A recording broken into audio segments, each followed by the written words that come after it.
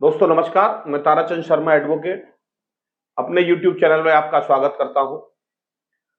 दोस्तों आज का विषय है हमारा एंटीसिपेटरी बेल, अग्रिम जमानत। अग्रिम जमानत होती क्या है और अगर किसी को अग्रिम जमानत मिल जाती है तो कब तक वो वैलिड रहती है, यानी उसकी अवधि कब तक के लिए होती है। तो इसके संबंध में दोस्तों आज हम आपको जानकारी दे रहे हैं। बहुत अहम जानकारी है। मेरे इस वीडियो को शुरू से अंत तक देखें और अगर ये वीडियो आपको पसंद आए तो इसको लाइक करें, शेयर करें और मेरे चैनल को सब्सक्राइब करें। दोस्तों एंटीसिपेटरी बेल आखिर होती क्या है और कब मांग की जाती है। दोस्तों जब किसी व्यक्ति के खिलाफ कोई एफआईआर दर्ज हो जाती है किसी संज्ञेय अपराध में और उस व्यक्ति को यह अंदेशा हो जाता है, कोई शंका उत्पन्न हो जाती है कि अब पुलिस उसको गिरफ्तार करेगी और उसके अंदर यह भय बैठ जाता है कि भाई पुलिस उसको गिरफ्तार करने ही वाली है और गिरफ्तारी की खतरे की आशंका को देखते हुए वहां वे व्यक्ति यानी अभियुक्त जिसके खिलाफ एफआईआर दर्ज हुई है वो एंटीसिपेटरी बेल की मांग कर सकता है, यानी अग्रिम जमानत। अब अग्रिम जमानत दोस्तों ये कहां से होती है? तो दोस्तों अग्रिम जमानत के लिए जो प्रार्थना पत्र दिया जाता है या तो सेशन कोर्ट में दिया जाता है और या माननीय उच्च न्यायालय के तहत 482 के तहत दिया जाता है। एक बहुत महत्वपूर्ण मामला है दोस्तों और इसमें माननीय हाई कोर्ट के द्वारा, माननीय सुप्रीम कोर्ट के द्वारा अग्रिम जमानत के बारे में यह बताया गया है कि यह कब तक लागू रहेगी। क्या यह चार्जशीट दाखिल होने तक लागू रहेगी या मुकदमे में अंतिम विचारण तक यह लागू रहेगी? तो दोस्तों मामला था उत्तर प्रदेश के गौतम बुद्ध नगर का और इस मामले में घर में घुस के मारपीट की गई, जान से मारने की धमकी दी गई और आपराधिक मानव वध किया गया और यह मुकदमा दर्ज हुआ धारा 323, 308 और 452 और 506 आईपीसी के तहत। दोस्तों एफआईआर दर्ज हुई, इन्वेस्टिगेशन शुरू हो गया और अभियुक्त को यह लगा कि अब पुलिस उसको गिरफ्तार करने वाली है, यानी कि उसको आशंका उत्पन्न हो गई। तो अभियुक्त के द्वारा माननीय उच्च न्यायालय की शरण ली गई और जमानत के लिए हाई कोर्ट में एप्लीकेशन दी गई और हाई कोर्ट से जमानत हो गई। कुछ कंडीशंस उसके ऊपर लगा दी माननीय उच्च न्यायालय इलाहाबाद के द्वारा कि अभियुक्त जो है देश छोड़ के नहीं जाएगा, गवाहों को डराएगा धमकाएगा नहीं, साक्ष्य को विलुप्त नहीं करेगा, नष्ट नहीं करेगा और जरूरत पड़ने पर आईओ के सामने उपस्थित होगा और अन्वेषण में सहयोग करेगा।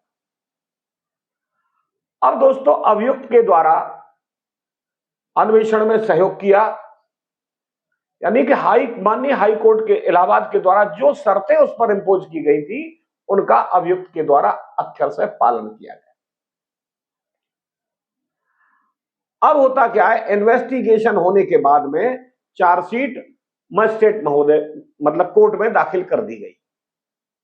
कोर्ट में जब चार्जशीट दाखिल हो गई तो कोर्ट के द्वारा उस पर कॉग्निजेंस लिया गया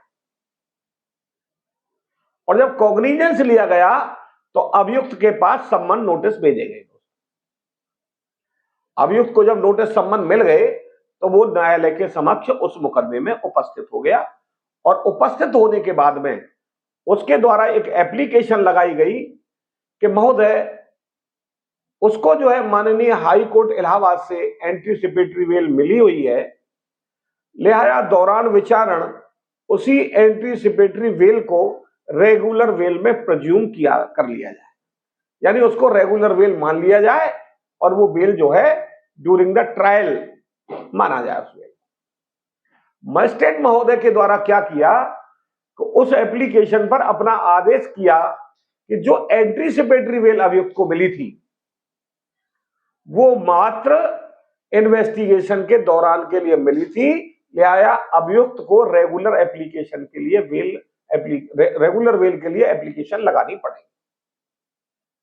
माननीय जो ट्रायल कोर्ट के आदेश के खिलाफ जो है अभियुक्त फिर से हाई कोर्ट गया और वहां हाई कोर्ट में उसके द्वारा फिर एप्लीकेशन डाली।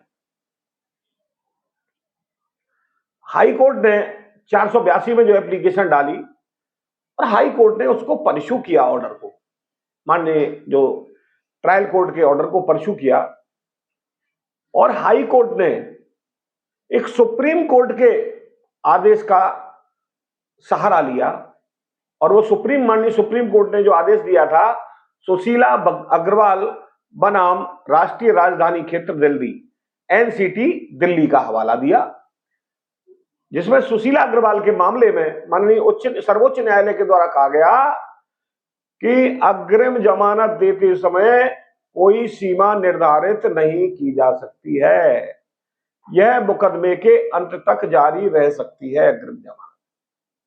इसी को जो है बेस मानते हुए माननीय हाईकोर्ट इलाहाबाद के द्वारा अपनी ये फाइंडिंग दी गई कि अग्रिम जमानत का आदेश संपूर्ण ट्रायल तक जारी रहेगा, और माननीय उच्च न्यायालय इलाहाबाद ने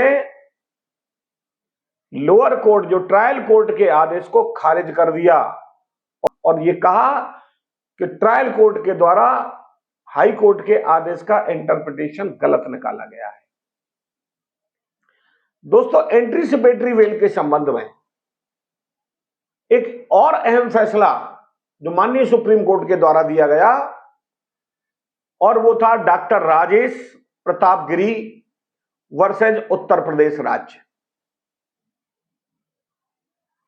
इसमें भी यही माना कि जो एंटीसिपेटरी बेल का आदेश है, जब तक कोई विषम परिस्थिति न हो, जब तक कोई अपरिहार्य परिस्थितियां न हो, और जब तक उसको खारिज न कर दिया गया हो, वह ट्रायल के दौरान भी जारी रहेगी एंटीसिपेटरी बेल का आदेश। अब दूसरा यह कि एंटीसिपेटरी बेल खारिज किस आधार पर हो सकती है। दोस्तों, अगर बेल में कोई शर्त लगा दी गई है कि भाई इन कंडीशंस पे आपको बेल ग्रांट की जाती है, अग्रिम जमानत एंटीसिपेटरी बेल, और अभियुक्त के द्वारा उन शर्तों का पालन नहीं किया जाता, तो ऐसी स्थिति में उसकी बेल को खारिज किया जा सकता है। अब एंटीसिपेटरी बेल को खारिज कौन कर सकता है? अभियोजन पक्ष एप्लीकेशन देगा उस न्यायालय में जिस न्यायालय के द्वारा एंटीसिपेटरी बेल दी गई है। यानी अगर सेशन न्यायालय द्वारा एंटीसिपेटरी बेल दी गई है तो अभियोजन पक्ष की तरफ से सेशन न्यायालय में एप्लीकेशन दी जाएगी कि जो टर्म्स एंड कंडीशंस अभियुक्त पर लगाई गई थी उनको उसने फुलफिल नहीं किया है और उनका पालन नहीं किया है, लिहाजा एंटीसिपेटरी बेल को निरस्त कर दिया है। और अगर हाई कोर्ट से दी गई है तो हाई कोर्ट में एप्लीकेशन लगेगी, अगर माननीय सुप्रीम कोर्ट से दी गई है तो माननीय सुप्रीम कोर्ट में एप्लीकेशन लगेगी उस बेल को खारिज कराने के लिए, और उसमें कारण बताए जाएंगे कि भाई क्यों इस बेल को खारिज कर दिया जाए।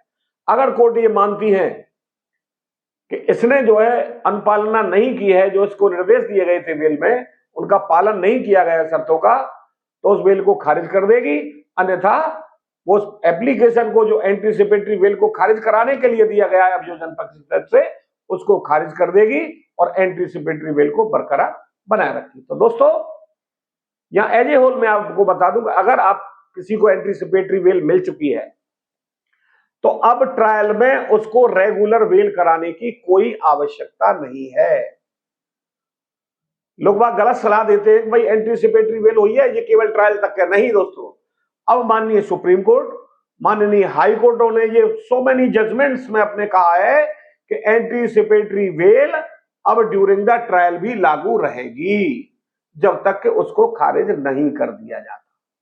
तो दोस्तों, ऐसे मामलों में अब अभियुक्त को रेगुलर बेल लगाने की आवश्यकता नहीं है। जिनको एंटीसिपेटरी बेल मिली हुई है उनको मात्र ट्रायल कोर्ट में एक एप्लीकेशन देने की आवश्यकता है कि जो हमें एंटीसिपेटरी बेल मिली हुई है इसको ही रेगुलर बेल में ट्रीट कर लिया जाए, और कोर्ट के द्वारा आपकी एप्लीकेशन को मंजूर करके उसको रेगुलर बेल में ट्रीट कर लिया जाएगा और आपको दोबारा से जमानत कराने की कोई आवश्यकता नहीं। तो दोस्तों, उम्मीद करता हूं कि मेरा वीडियो आपको पसंद आया होगा। इसको दोस्तों ज्यादा से ज्यादा लोगों तक जानकारी पहुंचाने के लिए मेरे वीडियो को ज्यादा से ज्यादा शेयर करें, लाइक करें और मेरे चैनल को सब्सक्राइब करें। दोस्तों, आज के लिए बस इतना ही। अगले वीडियो में एक नई समस्या के साथ फिर आपके सामने उपस्थित होंगे। जय श्री राम, राधे राधे, जय श्री कृष्ण।